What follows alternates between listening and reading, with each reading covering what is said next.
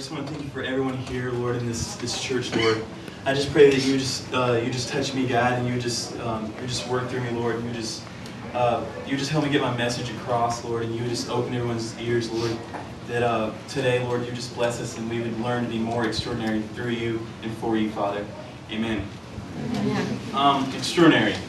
God has called everyone in this room to truly be extraordinary. You know, whether it's witnessing or just, living a pure life for God, or, just loving people. God, He's called all of us to do this and just to be extraordinary Christians for Him. But through your life, God He's gave His foundations, to do extraordinary things. And I want to share with you some of you guys all probably know of. You all, probably heard of him in Sunday school. I'm here to talk to you about one of the most infamous warriors of the Bible. He was tough and strong, the exact opposite of me. I mean, just imagine that.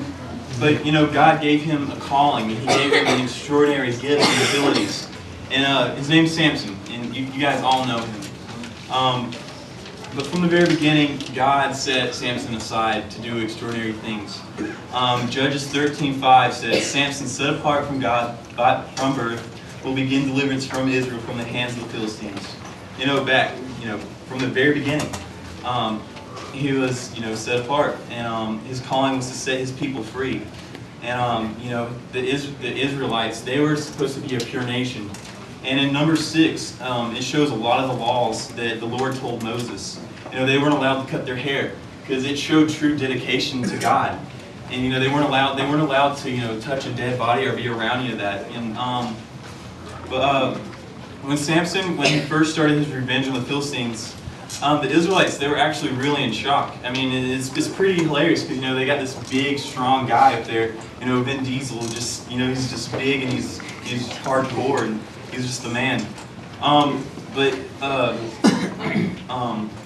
It says in Judges 15:11-12, then 3,000 men from Judah went down to the cave of Edom and said, Samson, don't you realize that the Philistines are rulers over us?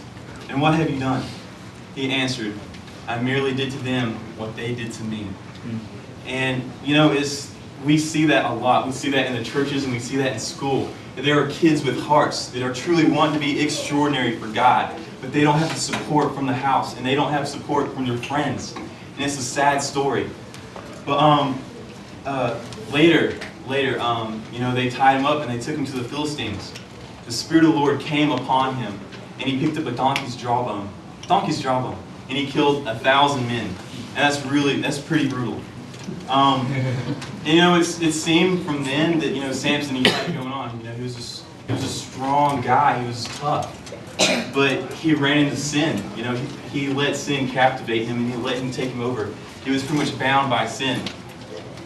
And, we have to realize that if we want to live extraordinary lives for Christ, then we have to live pure for God, and we have to do that. And that's one thing that a lot of people aren't doing. You see people in church, they go out and, they do the same old routine, and they're not living extraordinary for God. And I believe that if 10 Christians really did what they were supposed to do, then this world would be flipped over for Christ. Amen. And that's one thing we have to look about, is that if we want our families changed, and we want our homes and our schools, we want everything flipped for Christ, we have to live that extraordinary life. Amen. That's right.